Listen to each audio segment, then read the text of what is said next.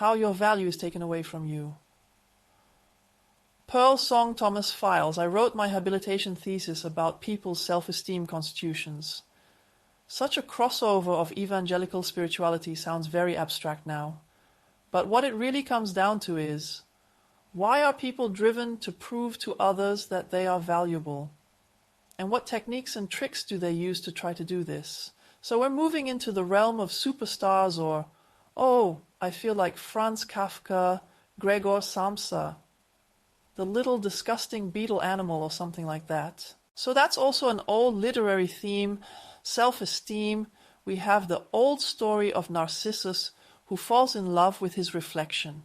So that's a really big area that I'll cover here, briefly and as humorously as possible. I no longer do the whole thing from a purely psychological point of view like my habilitation thesis, but rather I chose it to be a bit deeper with a background, from a mystical point of view. So for me, mysticism is the core of the various religions. And in the third part, so first part, mystical view on this topic of self-worth, this is the Pearl Song from the so-called Thomas Files. If you type it in on the internet, just Pearl Song Thomas Files, you will also find a nice translation. I'll just quote parts of it and maybe you'll get a feeling why I like it so much and why it finds us directly in a beautiful, poetic form in what every mystic actually wants to tell you. Ultimately, it's about a value that you don't have to laboriously prove to others through a lot of tinkering. But the one that is boarded first, why? This is now about dragons, about a beautiful pearl, about royalty. It's about to get down to business. When I was a small child, living in my kingdom, in my father's house, and enjoying the wealth and splendor of my educators, my parents sent me from the East, that is, from the light, from the world of light, our homeland, after they had equipped me had. And from the wealth of our treasury, they tied a bundle together for me, large but light, so that I could carry the burden alone. Gold from the house of the high, and silver from the great Gatsak, Shift Sidon from India, and Ahate from the rich Kushan. And they girded me with the diamond that carves iron, and they stripped me of the shining garment that they had made for me in their love, and the purple toga, which was woven to the measure of my figure. I'll give the comment here. In the dictionaries of the ancient language you will find the robe of the soul is called aura, i.e. the robe of light.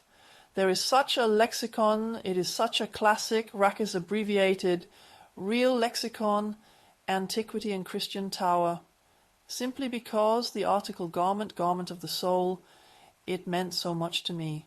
Because you also have a New Testament with Jesus, a story like that. Someone is invited to the wedding, but is then thrown out because they say, "You have it not wearing the right robe."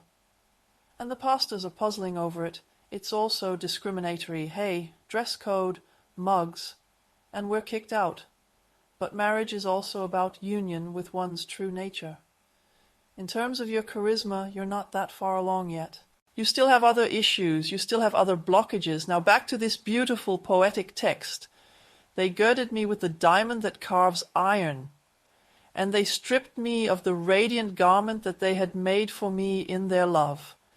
And they made a covenant with me, and they wrote it on my heart, lest it should be forgotten.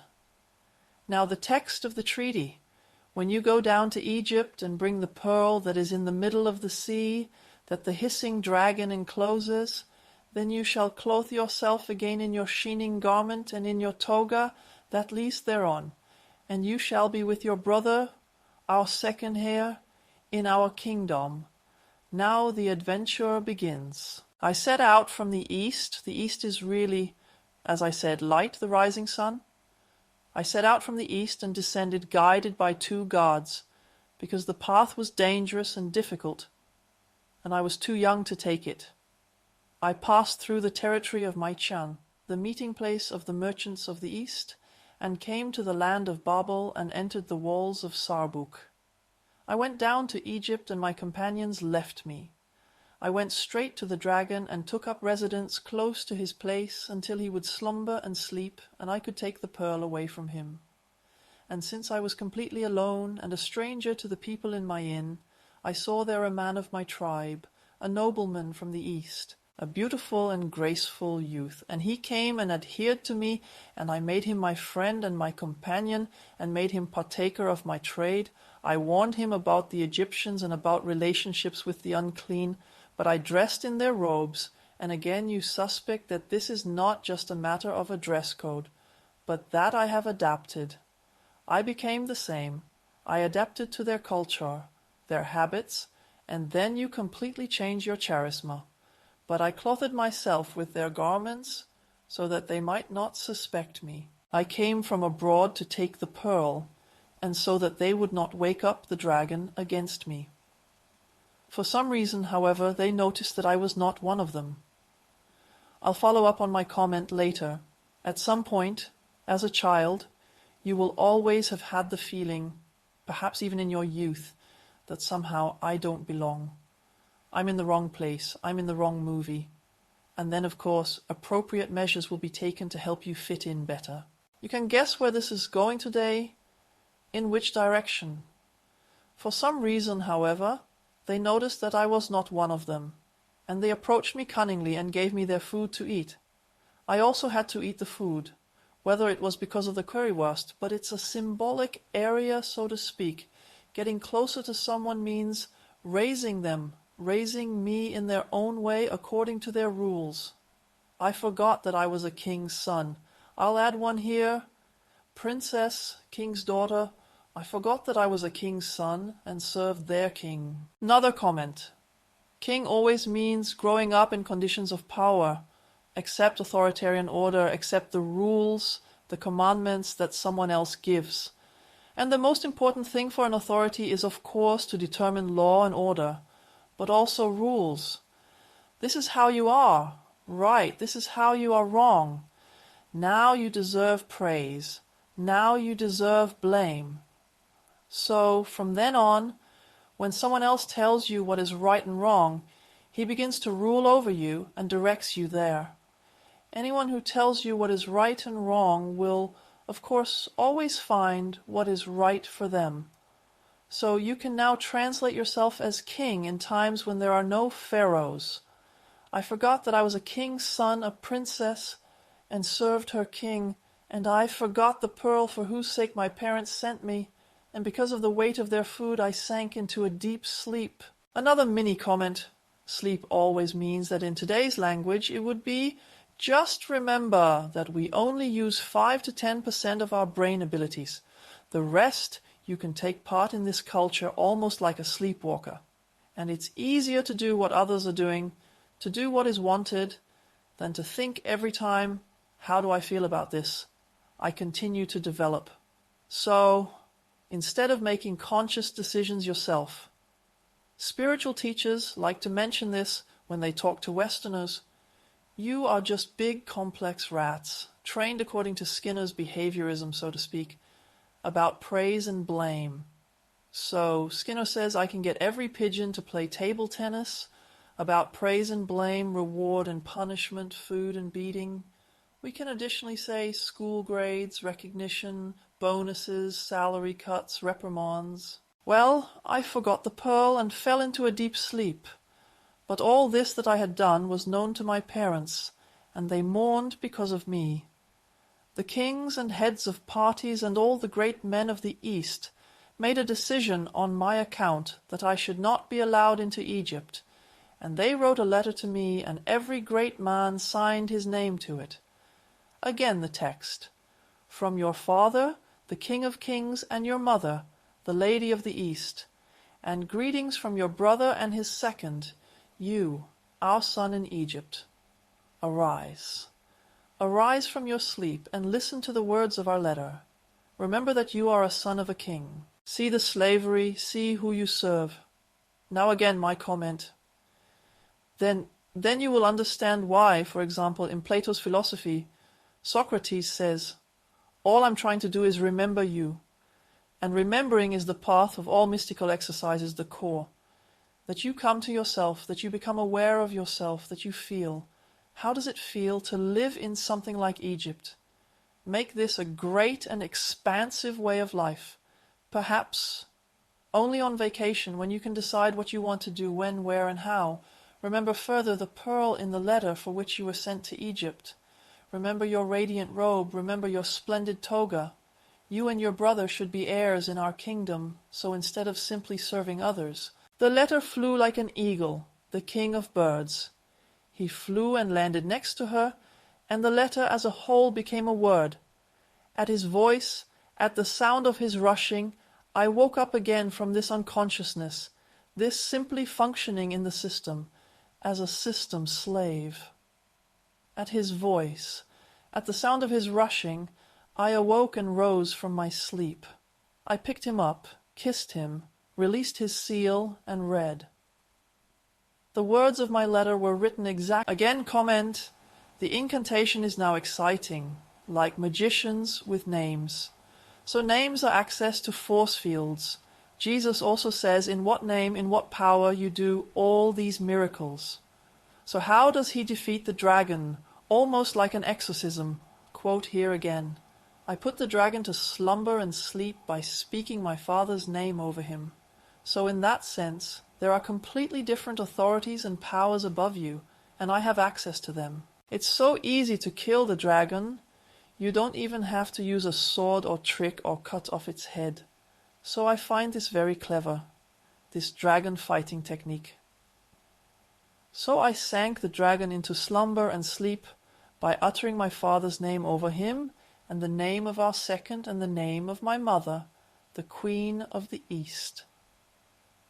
I grabbed the pearl and turned to return to my father's house, and I took off her filthy and unclean garment. One could imagine maybe he had ministerial positions or something, but suddenly it seems like dirt compared to his original clothes. And that's the comment again as to why mystics often seem like crazy people and fools, and that they keep talking about the revaluation of values. Are you in? The last will be the first, or do I see them suffering because they ask? They find the whole thing questionable. Whoever suffers from the system or against it, it's so difficult for a rich person to get into the kingdom of heaven and ask the big questions because the whole thing works for them. He won't be excluded, but nothing is questionable for him. So Jesus is not glorifying suffering at all, but rather those who are not, let's say, so mediocrely rewarded by the system, kept half asleep. The others have the greater chance of questioning the whole thing, of discovering the pearl. Continue in the text. I took the pearl and turned to return to my father's house. I took off her filthy, unclean garments and left them in her country. And I made my way to the light of our land, to the east. And the radiant robe that I had taken off, suddenly I saw it face to face, like my reflection looks like me. Imagine yourself at this moment, near dead people, now standing in front of this light, in front of this primal light. This is actually their own essence light. I'll end with the description. So he sees it like a mirror image of me. I saw it entirely in myself, and I saw it in him facing me. For we were two in diversity, and yet one in equality. The final comment for some who have dealt with theology, there is such a formulation, Chalcedon, Council 451, and there one tries to determine the divine and human in Jesus Christ. And they say, true God from true God, true man from true God, and the divine and human natures are neither separate nor totally one. So these are simply two different sides of us, just like a coin has two sides. So the two sides are neither the same, nor are they separate from each other. Depending on the perspective of how he looks at you, I'll use that as a starting point. If you want it to be more relaxed, the very popular Christian version is now the parable of the prodigal son. But James Kruse, Tim Thaler, The Lost Laugh, it's actually about the same basic story. So you'll notice that the big stories always have the same big theme. It's all about this Tim Thaler. He's in poor circumstances, but he has such a beautiful laugh that he wins people over and he's just happy. And then there is an evil baron who is very rich, who also does a lot of business and thinks that if I had that laugh, people would buy everything from me. In the story, his name is also demonized, so if you read it backwards, the devil's name is this baron, and Tim Thaler really sells him laughter, and in return he gets social power, so to speak. Yes, you will win every bet from now on. True. Only he notices that I'm unhappy. Again, the comparison of Jesus in the desert, the devil shows him all the kingdoms of the world and says this can be yours. That can be subject to you, and he thinks, no, what I have and am is much bigger. So a kingdom that is not of this world, but to live here in this personal integrity, so to speak. And with that, he throws everything out of control. These are, so to speak, these are now the introduction that not only appeal to the mind, but I find these old poetic formulations, which are rather the language of the heart. Intellectual language systems are so dead to this. And the great thing is, it's like Plato's Socrates, who says, everything is already in your heart. There is the letter. And what I may now say here with words, which comes from outside, like text, is a resonance. This can be easy if it is true. It can be nothing other than the letter that is already in your heart. Such a lovely letter. Tell me, what are you actually doing? Come back home. Why are you enslaving yourself? And the goal of the Christian monks before Christianity became the state religion in orthodoxy is still called God became human so that you would become divine, to be conformed to Christ. And with Paul that also means being in Christ, having put on Christ.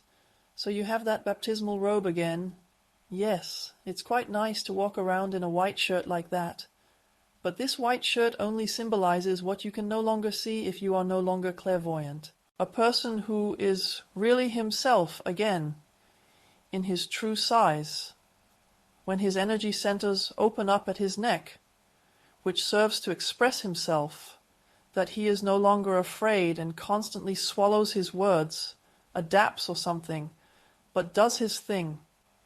When all the fear mechanisms are out of the brain and he really becomes far-sighted again, and when he is connected to his parents' house, his father's house, so to speak, his origins, it is such a robe of light. And that was presented earlier, the holy appearance.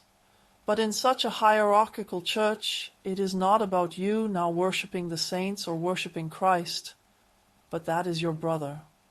And he says, come home again. What are you doing here? Mysticism is about not just standing in front of this primal light when you are dying, but rather waking up here in the middle of life. Because when I'm dying, a lot of people get used to it. Ah, yes, at least I come into the light when I'm dying, but it's really a bit late.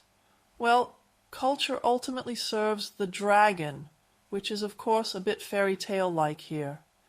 In any case, it puts you to sleep, makes you unconscious, and then you function, then you serve and say there is no other reality. I'll now take the second perspective, and in the third part, I'll put them on top of each other. The second perspective is now what Western psychology has accepted since Heinz Kohut and Otto Kernberg. Increasingly, people who no longer wanted to commit classic patricide ended up on the psychoanalytic couch, who, according to Sigmund Freud, had the Oedipus complex, or something like that. So they no longer had any conflicts with authority and didn't feel guilty either. These were the classic hysterics and divas who were constantly in awe, but increasingly, from the 1950s and 1960s onwards, people who Heinz Kohut describes themselves as feeling like a disgusting beetle anyway, didn't even feel guilty. But their basic feeling in life is shame. I'm wrong, I'm not right. And that they would prefer to sink into the ground, so, especially when people look at them, I'm unsightly. So Heinz Kohut, who made this very popular, is increasingly saying that we are no longer a culture that is now about conflicts of norms like with Luther. I blame, how do I get a merciful God and doctrine of justification? Now it's about reconciliation. You violated the law, but Kohut said that people don't even have a personality that they would be guilty, because otherwise they would feel so disgusting that they would initially deny any guilt. So they're not there for the conflict. And Kohut said what these people are missing is, again, it's meant metaphorically, so please don't go straight to the gender barricades, but it's when the child is seen, the radiance, the shine in the mother's eyes. That's how it's said now, of course, in America in the 1950s. The religious parallel again. At the end of the service there is the Aaronitic blessing, i.e., this radiance. May the Lord make his countenance shine upon you. May the Lord lift up his countenance upon you, give you peace. It's that radiant face again. So the answer, if it doesn't come from your parents, so to speak, is that you know that you are beings who deserve that others resonate and say, yeah, humans are great beings. They have a very deep value. So Heinz Kohut then began to say, these people can't treat like this in classical psychoanalysis. But first of all, in life, they often need a basic feeling that they are supported, a basic feeling of security, that they can be, that they are welcome. So they were taught from an early age. One of the ways, for example, that a person doesn't find out about this is not done maliciously. There were baby researchers, baby watchers, so they didn't call themselves whale watchers, but baby watchers. Stern has that about it researched. He has mothers. These are a bit stupid experiments for babies. He is then given the instructions when he wants to contact the child, i.e. the baby. They are not at all like psychoanalysts used to claim. Yes, they are like that.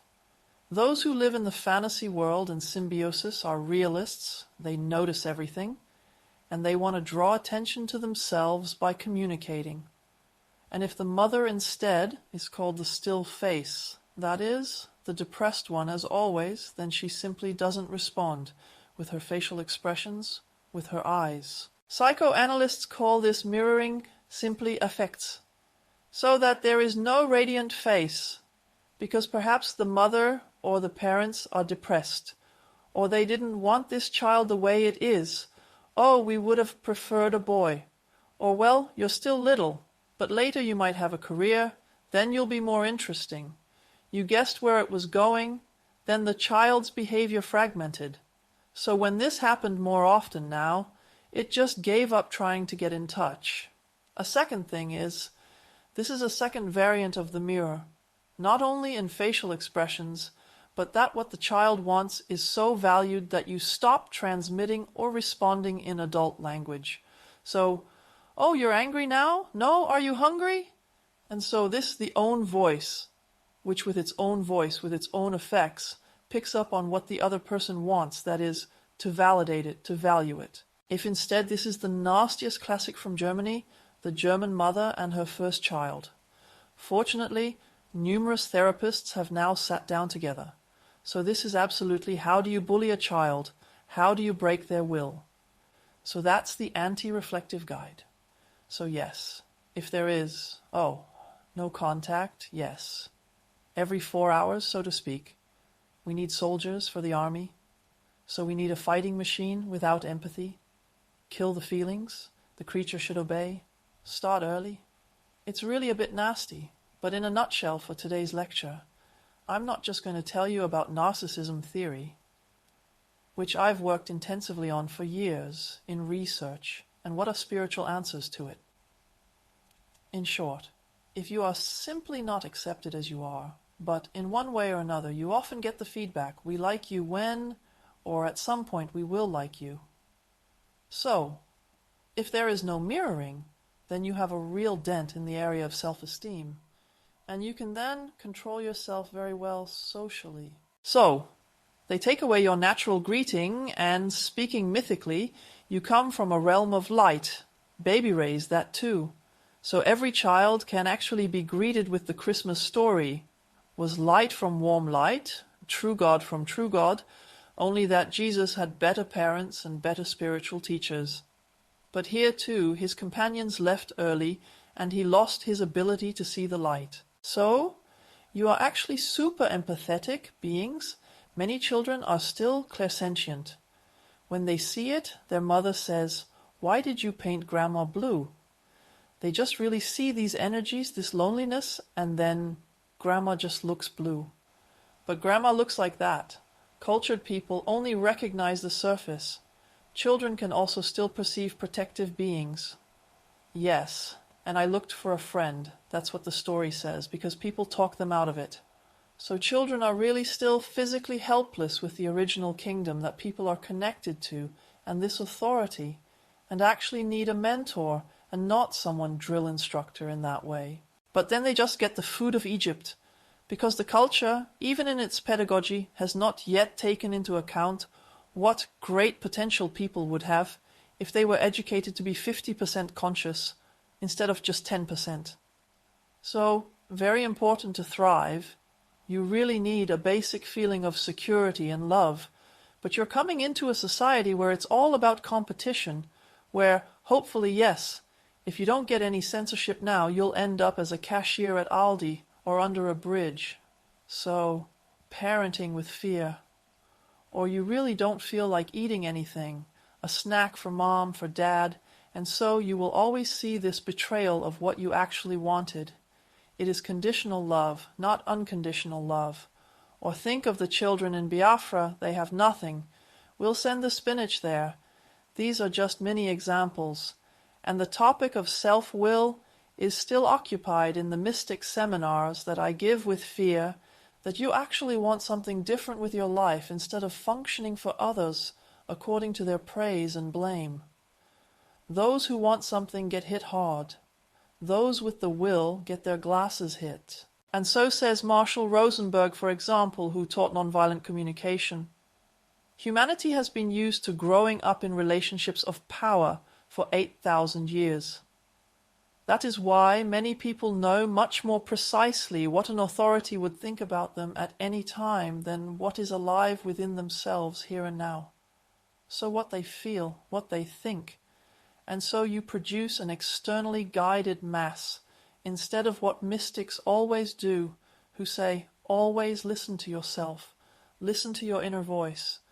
And we will give you exercises so that you can learn to listen to your inner voice again. Funnily enough, on the one hand, I think what Luther did is quite good. On the other hand, only in the GDR do people have a different image of Luther and have always paid attention to Thomas Müntzer. Yes, peasant liberation, peasant war, and if you were in the Free Church, then you also had a few Baptists, and it was also about the devil's kingdom and how they were destroyed. So Luther was kind of against everything with his inner voice. These are the swarmers. These are the really bad ones. And they can also be flattened by royal forces. As a mystic, you cringe a little. So how do people, now they are, increasingly lose contact with their inner voice about praise and blame, also about fear, and the fact that one betrays oneself out of love? This is a wrong concept of love. Cutting something off from yourself for the sake of harmony makes you smaller and smaller. And typical things, like Heinz Kaku says, are how people then try to rebuild their value in society. The most important thing is the relationship between star and fan. So you can try to become something great. The simple form used to be great for boys to die for their fatherland. Can you ask yourself again how to use this? So the values are now specified, which is great. Being totally cordial with people in geriatric care isn't such a great value. It's annoying. This is not checked off in the care protocol. But if you now, I don't know, just do what you want, you can be praised again. So the standards for greatness are set. You can become any superstar now. Of course it puts a lot of pressure on. So you look around for social values. What do you think is great right now, and are you trying to produce now? So it can happen that you are great. But later you still feel like I'm somehow living a fake life. The others like it, but I feel like I'm standing next to myself. I'm successful, but I'm not happy, Tim Thaler. The second variant is the housewife principle of the 50s and 60s. Back in the 1970s, when I was a child in East Berlin, I wanted everything on television because the West was always great for me. So I watched a lot of advertising during that time. I found the advertising very nice. I am a dentist's wife. I didn't understand that now. My mother was a department head, so I can think a lot about advertising. Why is she proud of it? I am a dentist's wife. But it might be more understandable if you rave about a particular football club. So that's the relationship that fans have with their idol, in which they rave about something. Does the reflection of your idol also fall on you? You are part of it. You belong to a winning football team, and that is something like company identity. Our team is the best. So again, for self-worth, we give it our all, and then we are competitive. I belong to a nice company. Have lots of fun with it. Again, you can be very successful and wonder, why don't you feel completely happy? Somehow you feel like a teacher and teacher. They are very simple social psychological tricks that can be used to guide you wonderfully. But the prerequisite is that you don't know that you are princesses, the sons of kings, and that your radiant garment is still waiting for you and lies somewhere else. The third variant is adaptation, equality. So if everyone has a MacBook, of course you have to have it too. And so I'm wearing something horrible, the wrong watch. And I also enjoy wearing an old Baywatch shirt where hardly anyone knows what that stuff is anymore. But I just find it funny as an ex-Berliner in Kiel to stand by it now. I thought David Hasselhoff was cool, so just smile at yourself. If possible, you try to get your idol to share a mixture like this, but also adapt. Be the same. Imitate the movement. Oh, how do they dance too? Or the haircut. Of course, cultural fashions also change quickly. In the past, you can't even call your dog Adolf anymore. Or Wilhelm, Friedrich Wilhelm. So the great names, this is also sometimes a form of parenting pressure. Your brother's good at math too. Why aren't you? It's this again, if you were like him, just look like him. The stupid thing is, you're revealing your uniqueness even more. So in culture, you have to prove your uniqueness by either becoming like the others or by idolizing someone else, or by showing that you are great in an area, even if you don't really like it. These are the three main methods. And the stupid thing is your fingerprint. It's unique. Your story is unique. Your talents are unique. So the more you try to make something, the bigger the gap becomes. And that's why the mystic says, well, that's always the one. Instead of becoming more active again, becoming more contemplative again, stop doing something. You already are. Otherwise, you will become more and more stuck in the system. Now for the third part. Recently, I have also been coming out on YouTube saying that I have tried to try out this radical path of old Christian monasticism in self-experiments under late modern or, in some cases, postmodern conditions, meditation technique to lifestyle. But, if possible, not in such a way that I completely disappear into the mountain gorge. So I'm trying out a lot of things, and as a result, so far I've adapted. I agree that I also became increasingly clairvoyant and clairsentient, and from then on, you notice, just by standing by it, that's what I thought. Wow, when I started loving a woman, I still came out. That was embarrassing enough. Luckily, I know it like this. I'm the wedding celebrant. Because what's bad again? Now I really like men too. Presto, you don't belong again. I must be having a self-esteem crisis now, because I used to define my identity by belonging to a great group. And what's even worse now is actually my coming out help being put in the clinic. Does the church now like mystics or not? I'll lose my job now. But I just find it exciting, again as a social experiment. How do the others react? Because there is an article on Wikipedia, it's by Nerla Neumann, it's about the word spiral of silence. How people encourage people to keep their mouths shut and how that is created in societies. So you will also notice that this whole thing with clairvoyance, clairsentience, a concept of normality, was artificially constituted, and then you were discriminated against, so to speak, along the lines of being pathological. So you reveal the uniqueness again. But as I said, children still have a lot of that. Even your dog is telepathic, and in the story of Pentecost, Acts 2, the curse of the Tower of Babel ends.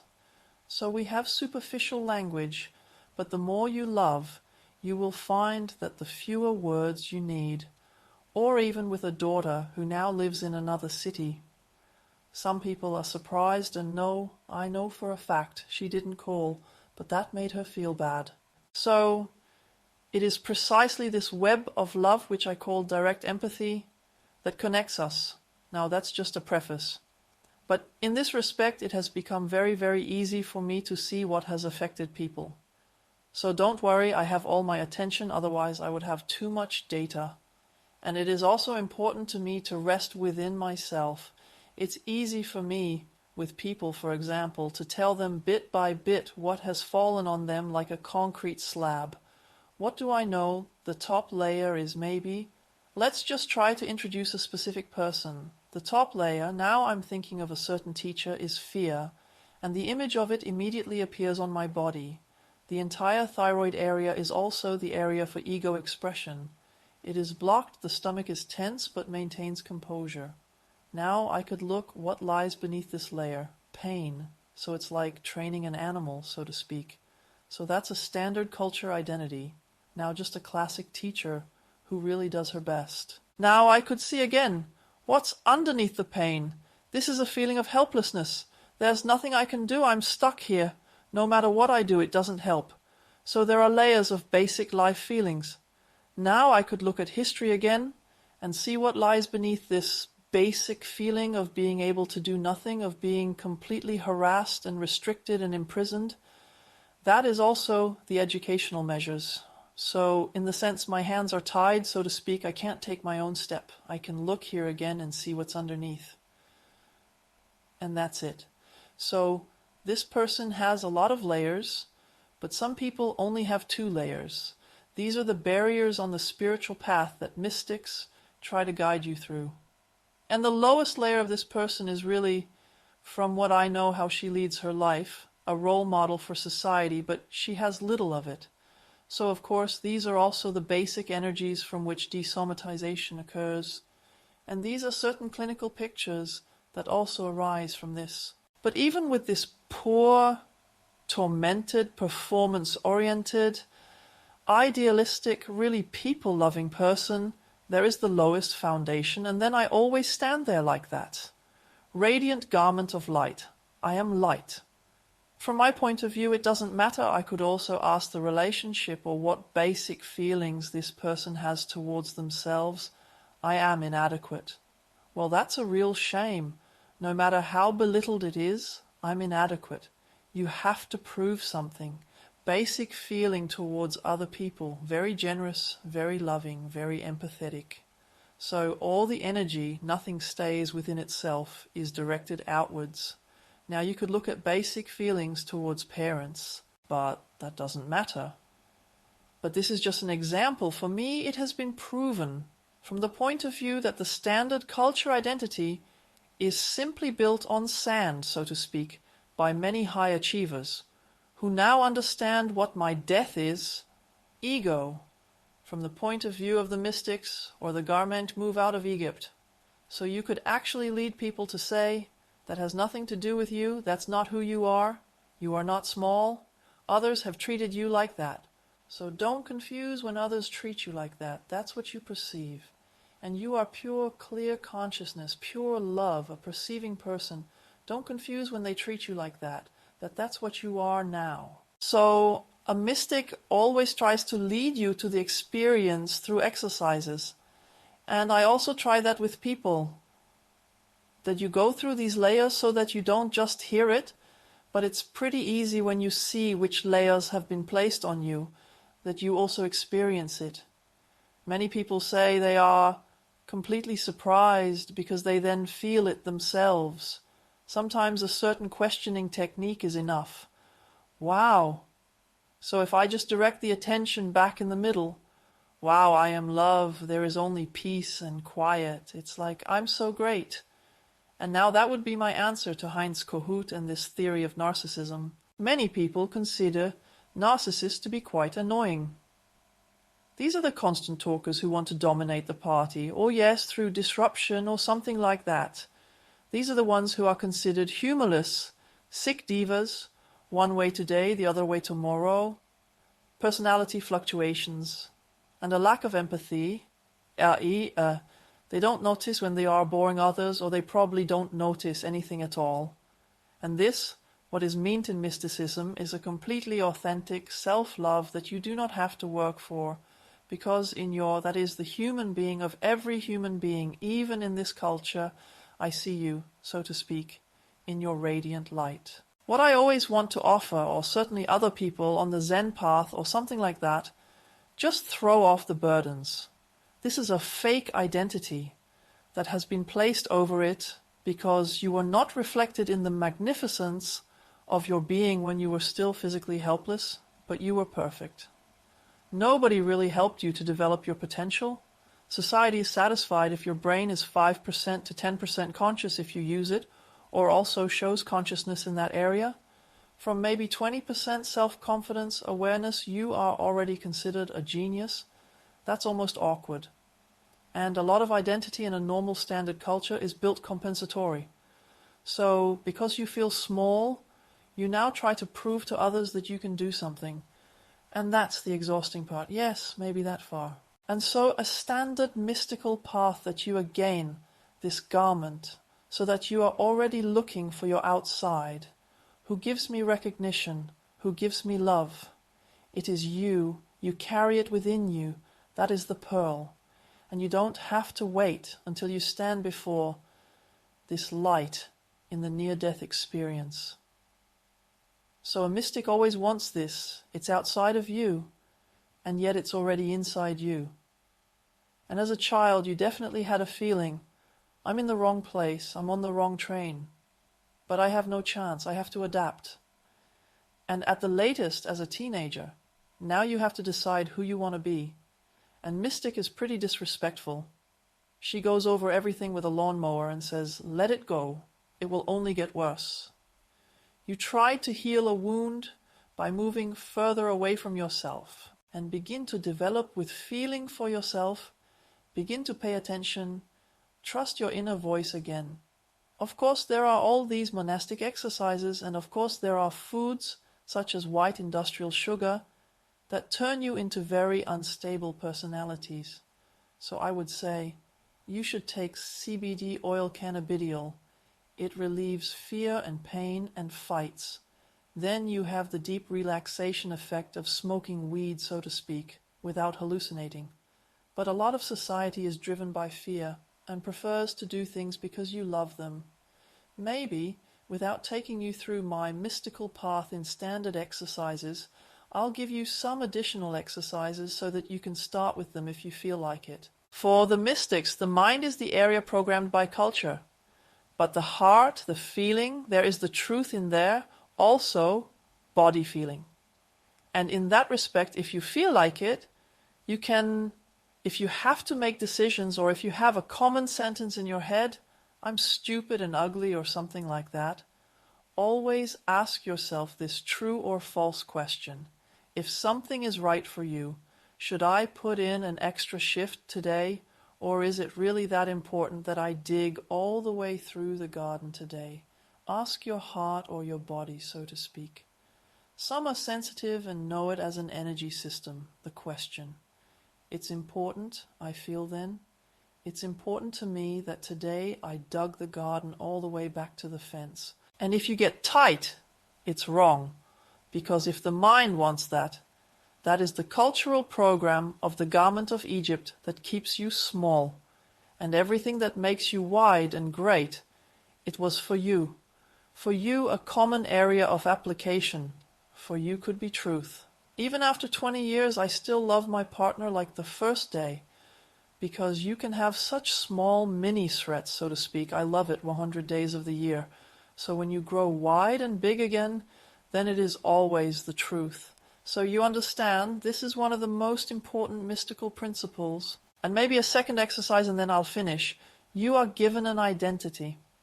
And you should decide, and otherwise today, there is the flexible person according to Richard Sennett. who adapts to everything at lightning speed like a chameleon. The mystic's approach is one of identity. You are alive, but you have been machined so that you are predictable, so that everything is safe and can be planned. Because today is so lively, tomorrow so too lively, that's definitely tiring with Kilman. How long did you want to play piano for? And now you want a stickpipe? But that doesn't work now? Why do you want something else now? But you can play so beautifully. This is this living being changing. According to Heraclitus, you are a child who plays, or you cannot step into the same river twice. That's actually nice because you won't change randomly, but in resonance. As long as you're alive, it has a big consequence, whether you are in front of your mouth or not. So the second mini exercise, I call it fluid identity, flowing identity. Just think about who you would like to be. This is perhaps the question children are asked the least. Yes, you can either tell me a vet or, and that can be so it won't be arbitrary, if you really decide for a long time every morning who you want to be that day. Teens sometimes do this in more detail than role play, and these can be completely spontaneous things. Today I am Winnetou. Just don't tell anyone. But you will notice by saying yourself, I am. So I am. It's magical. You are adapting as long as you have not established your I am. I noticed that myself. So it's not for nothing that I studied narcissism theory. But I first tried to solve my problems intellectually. Yes, you can write a book about it. But the core of it is actually, from then on, things get better when you start to say, I am inside. And then you're on a day, which I'll gladly take. Sometimes I'm a seal, but not one in the circus. I am a seal. I am a Danish. I would also be happy that humanity has not necessarily identified itself with nations. Rather, they are self-sufficient companies that are organized internationally. If something is cancelled in a country, they can emigrate today. To an order dependency in Australia or something. That is human nature.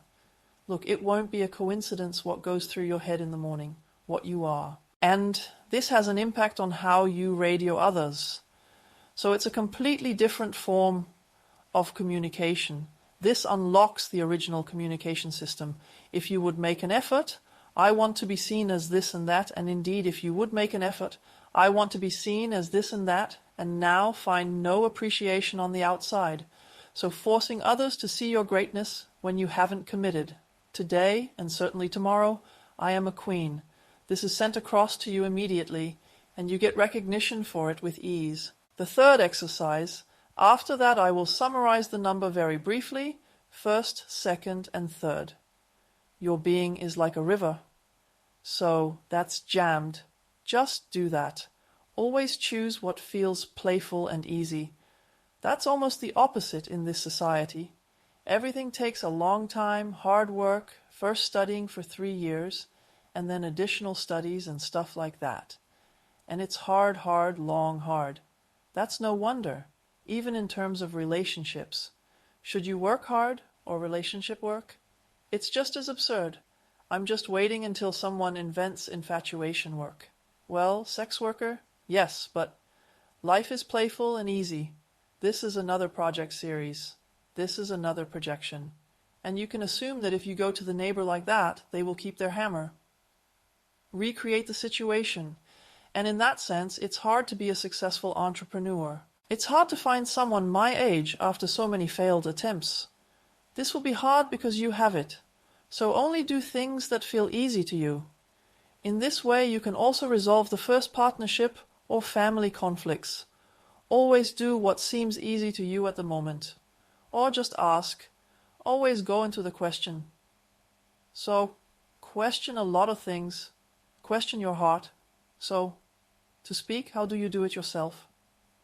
How is it playful and easy? So that's my final summary. That's wrong.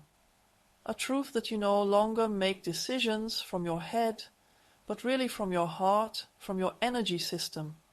One That which is true for you, beyond the rules, beyond the destiny, always makes you wide and great. A lie small and narrow. Then fluid identity, decide for yourself who you are. I am. Today I am an eagle. I am an eagle in which you focus on such an animal. Invite the energy of the animal into you. So it is also an old shamanic principle. You tap into force fields for pastors, but also perhaps for mystics. Today I am as sophisticated as Jesus Christ. All that happens is not actually your power, but rather you open yourself up to the greatness and it flows to you. And the hardest thing for people to conceive these days is, you always want to do work, and it should be hard and take a long time. I am now proud to say that as a spiritual teacher, I am a teacher of lightness, so don't look at the wall for years, 10 years. And the third thing is, if you want to solve anything, ask God the universe or your heart. How is it playful and easy? This means you have completely different glasses on. So that's lightning fast reframing. I also like working with these things in my everyday life. You have to say, that's mean, so where everything used to be so difficult and take a long time, how easy it is. So much for today. I hope you enjoyed the video. I hope you feel like growing and shining really well afterwards, that you have such lulls of light around you again. Thanks. Now, I don't know if you still... Would you ask questions first? Otherwise I can slip away playfully and easily. But how are you? Yes, there. Anyone who wants to leave can sneak out quietly. Yes, I am also as possible. I am for myself. But now I am thinking of a different, more like a future video.